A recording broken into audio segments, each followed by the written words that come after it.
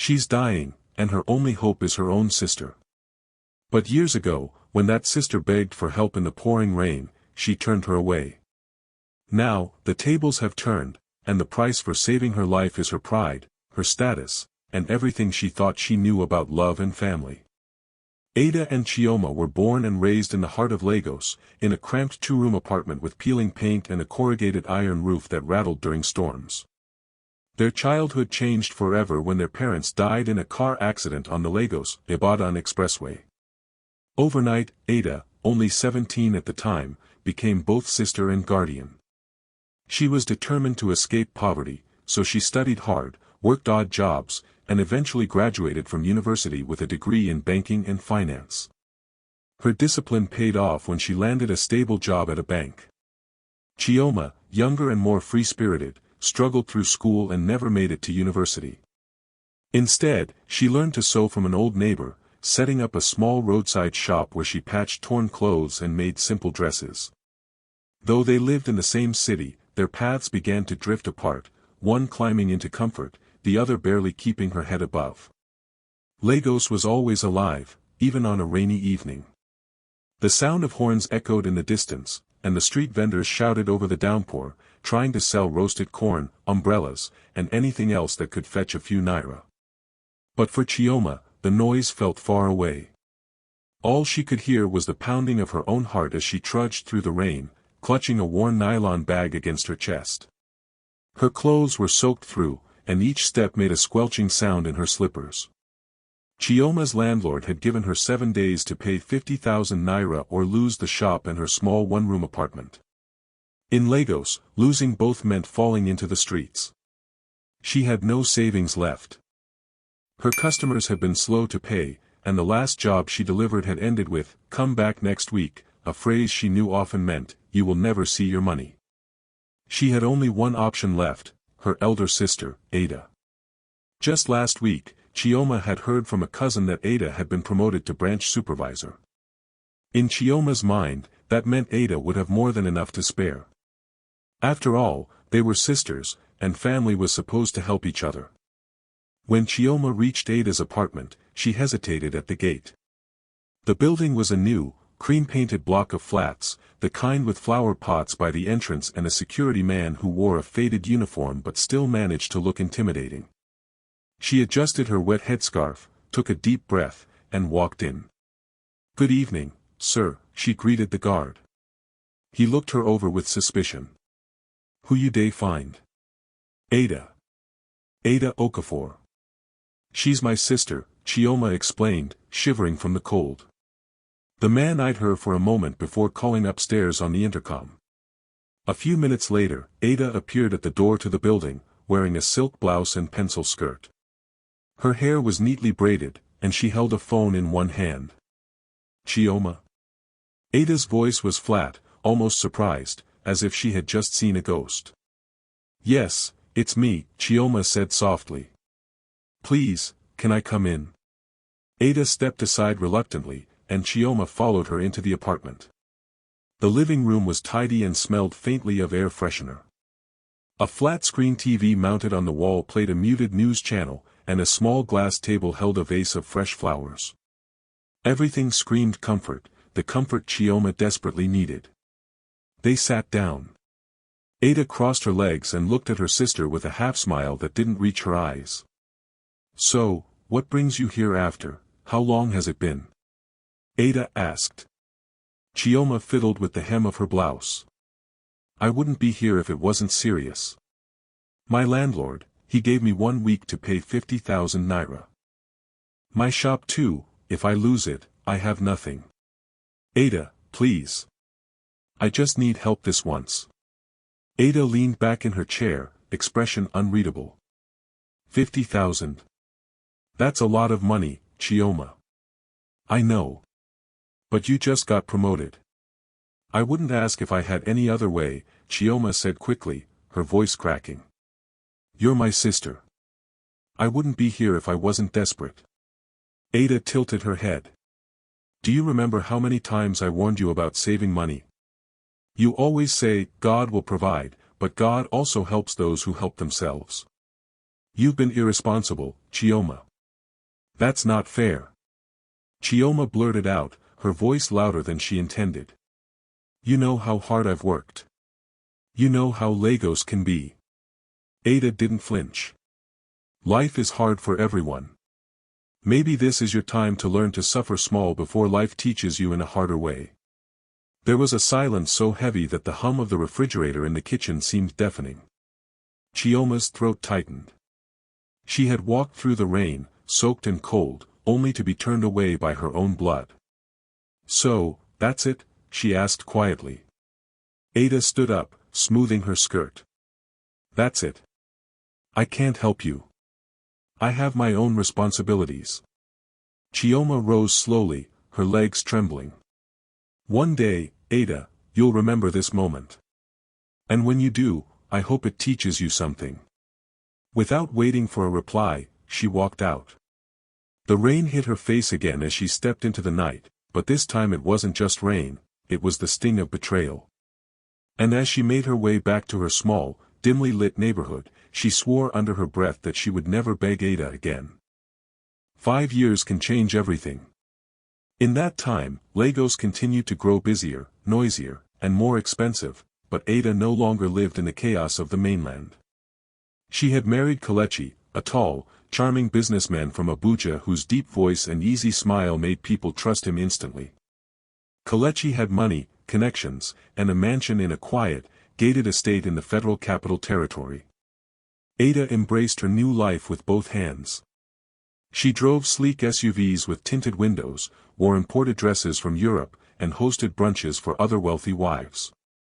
Her 2 children attended one of the most expensive private schools in Abuja, where even the playground had imported Italian grass. In her mind, the struggles of her past were nothing more than a chapter she had closed. She never once called or visited Chioma. Sometimes, when old family friends asked about her sister, Ada would brush off the topic with a vague, "We've lost touch.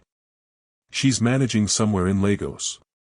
Meanwhile, on the other side of that 5-year gap, Chioma's life had taken an unexpected and grueling turn.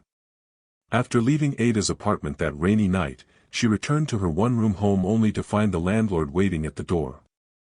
He didn't shout, didn't argue, he simply locked the door in her face and told her to come back when she had his rent. The sewing kiosk was gone within the same week, dismantled and replaced by a petty trader's table. For months, Chioma slept in a church shelter, sharing a thin mattress with another displaced woman. She survived on donated food and water, sewing small jobs on an old machine the church kept for teaching skills to women. But Chioma was determined. She refused to let life break her. Her hands were fast, her stitches neat, and her designs, even with the cheapest fabric, had a touch of beauty that caught people's eyes. One day, a woman named Madame Omotola visited the shelter, looking for extra hands for her fashion workshop. She had heard from a church volunteer about the slim girl who could sew without tracing. Madame Omotola tested her with a simple skirt, and by the end of the day, Chioma had been hired. That was the beginning. Working for Madame Omotola was tough. The hours were long, and the pay barely covered transport and food. But the exposure was priceless. Chioma learned about fabrics from Dubai, stitching techniques from Italy, and the art of dealing with wealthy clients who never smiled until they got what they wanted. She also learned something Ada never thought she would: how to run a business. By the 3rd year, Chioma had saved enough to rent a tiny space in Yaba. She named her business Chioma Styles and poured her entire soul into it. The first month, she barely made enough to cover rent. The second month, she designed a wedding gown for a bride who later posted it on Instagram. That single post changed everything. Within weeks, she was dressing Nollywood actresses, politicians' wives, and social media influencers. Her name began to travel in fashion circles, not just in Lagos, but in Abuja, Port Harcourt, and even London. Despite her growing fame and wealth, Chioma never forgot the night Ada had turned her away. She remembered the rain, the cold, and the look in Ada's eyes when she told her to suffer small and that life was teaching her a lesson. That memory stayed with her, not as bitterness, but as a reminder never to treat anyone that way, no matter how much she climbed in life. One Saturday evening, Chioma attended a high-profile wedding at a five-star hotel in Lagos.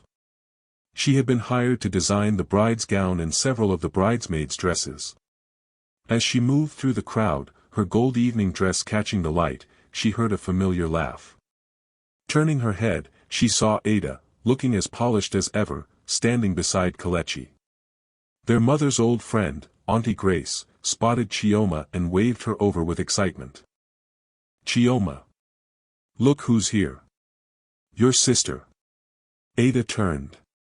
For a moment, her smile froze. "Chioma, you look different," she said, her tone carefully neutral. "Good evening, Ada," Chioma replied politely, her face unreadable. "I hope you've been well." Auntie Grace looked between them expectantly, waiting for a warm embrace that never came. Chioma simply gave a small nod and excused herself, disappearing into the crowd. Ada watched her go, her heart pricked by something she couldn't quite name, guilt, perhaps, or the uncomfortable knowledge that Chioma no longer needed her. It started quietly. At first, Ada barely noticed the whispers about Kelechi's business. Abuja was full of rumors, someone was always falling or rising, so she didn't take it seriously. But the first real sign came when the driver didn't show up one morning. Instead, a short message arrived on her phone: "Madam, sorry, I can't come today. I hear police are looking for Oga." 2 days later, the news broke. Kelechi's company was being investigated for a massive fraud scandal involving inflated government contracts and missing funds. Television anchors repeated his name like a prayer of disgrace. Social media lit up with his face, memes, and hashtags that mocked the once respected businessman. The first blow was the bank freezing all their accounts. The second came when Kelechi was arrested in front of their home. Ada stood at the gate, holding her son's hand, as officers led her husband away in handcuffs. Neighbors peeked from their curtains, whispering. The house that once symbolized success now felt like a prison. Within weeks, the estate's management politely asked her to vacate the property. "It's better for everyone, madam," the manager had said in a voice dripping with fake sympathy. She and her children moved into a small 2-bedroom flat in a noisy neighborhood where the sound of generators and street hawkers filled the air until midnight. The polished life of cocktail parties and designer gowns vanished overnight. Ada began calling the friends she once entertained at her home. At first, they answered, telling her to stay strong and call if you need anything. But when she actually called, the tone changed. Some didn't pick up at all. Others claimed they were out of the country or going through something themselves. The women who used to fight for a seat at her table no longer wanted her name in their phones. Her children's private school fees were due. The principal called twice, politely reminding her of the payment deadline. By the third call, the politeness was gone. "If you don't pay by Friday, we'll have to send them home." Ada's nights became sleepless. She sat at the small dining table, staring at the peeling paint on the wall, wondering how life had turned so quickly. Desperate, she tried to return to her old bank job. She dressed in her neatest outfit, polished her shoes, and carried her CV in a slim folder. The receptionist smiled awkwardly before whispering that her former position had long been filled. Even worse, her name was now whispered in the same breath as Kelechi's scandal. "It may not be a good time to hire you," the manager told her, eyes full of pity. As the weeks passed, hunger began to creep into the home. Breakfast became bread and water. Lunch was skipped entirely.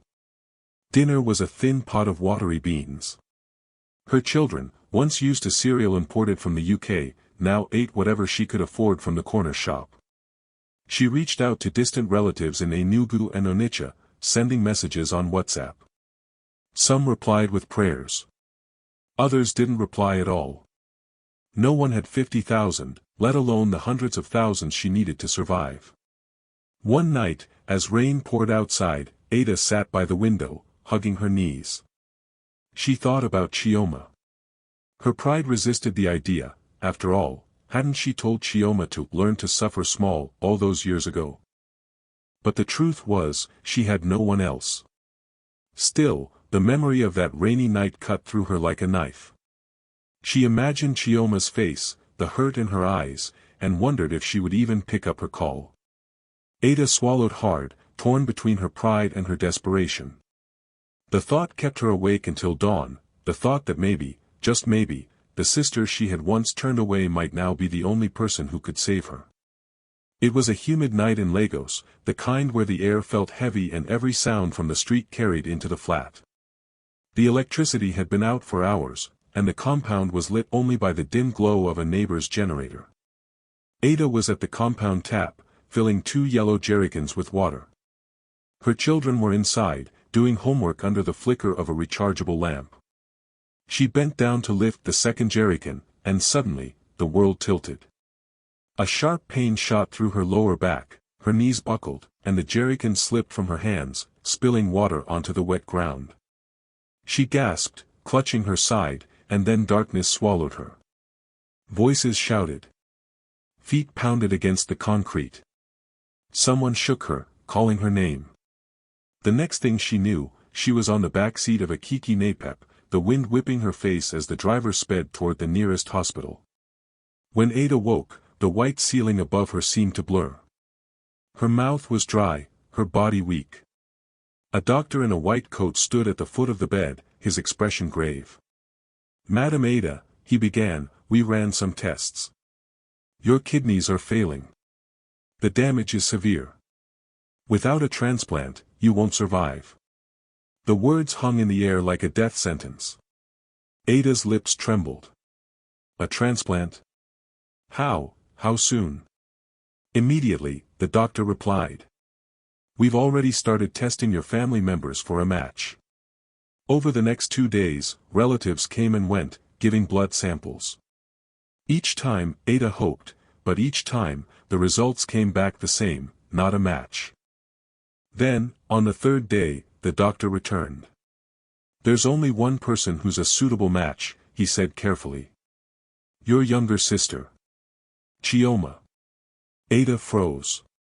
She hadn't spoken to Chioma in years, not since that night in the rain.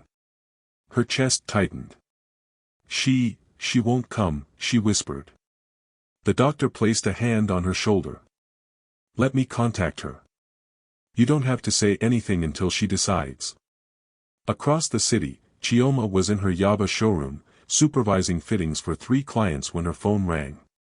The hospital's voice was calm but urgent. Miss Chioma, your sister is critically ill. You're the only one who can save her. Please come. Chioma didn't speak for a long moment. Memories rushed back, the rain, the cold, Ada's voice calling her irresponsible. But in the end, she said, text me the address. The hospital door creaked open later that evening. Ada turned her head, expecting a nurse, but froze when she saw Chioma standing there. She looked different, her makeup was flawless, her tailored dress hugged her figure perfectly, and her gold wristwatch glinted under the fluorescent lights. But her eyes were unreadable. Ada's voice cracked. Chioma, you came. Chioma stepped inside, her heels clicking softly on the tile. The doctor called me. Said I'm the only match. For a moment, neither spoke. The beeping of the heart monitor filled the silence. Then, Ada's composure broke. Tears streamed down her face as she reached for her sister's hand. Chioma, please. I'm sorry. I'm sorry for everything I said to you. That night. I should have helped you. I should have been a sister. Please, don't let me die. Chioma stood still, her hand limp in Ada's grasp. Her mind replayed every moment of that night years ago, the rain in her hair, the ache in her stomach, Ada's cold words. She had imagined this day before, but she never thought it would come like this. I'll think about it, Chioma said finally, her voice steady. I'm not promising anything. She turned and walked out, leaving Ada staring after her, the sound of the monitor suddenly louder than ever. The hospital room smelled faintly of antiseptic and something heavier, fear. Ada lay in bed, her face pale, her breathing shallow. The doctors had given her a week at most without the transplant. Each day, her strength slipped further away, and each night, she prayed Chioma would walk in and say, yes. On the 5th day, the door opened. Chioma stepped in, wearing a simple white blouse and black trousers. No makeup. No jewelry. She pulled a chair close to Ada's bed and sat quietly for a moment, watching her sister's chest rise and fall. Ada tried to speak, but her voice was weak. Chioma, please. Chioma reached forward and took Ada's trembling hands in hers. Her grip was firm, her eyes steady. Ada, she began softly, that night, years ago, I came to you in the rain. I was drowning, not in water, but in life. You had the power to pull me out, but you turned away. You told me to learn to suffer small. And I did. I learned, but I am not you. Ada's eyes filled with tears. She opened her mouth, but no words came. I will give you my kidney, Chioma continued. But not for free. There's a condition. Ada nodded desperately. Anything. I'll do anything. When this is over, Chioma said, you will come and work for me at Chioma Styles. You will start from the bottom, as an assistant. No special treatment. No shortcuts. You will learn what it means to build something from nothing. Ada's lips trembled. Yes. I agree. I swear. Chioma leaned back in her chair, her decision made. Then I'll tell the doctors to prepare. The surgery was scheduled for the following week. The hospital buzzed with quiet urgency as nurses moved between rooms. On the morning of the operation, Ada lay on a gurney, staring up at the ceiling lights as they wheeled her toward the theater. She caught a glimpse of Chioma in another corridor, already in her surgical gown, speaking calmly with a nurse. For the first time in years, Ada felt something she hadn't felt since they were children, trust. The operation lasted several hours. Both sisters were placed in separate recovery rooms.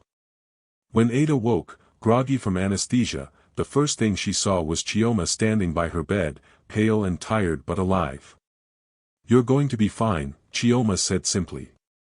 Months passed. Ada's health returned slowly but surely.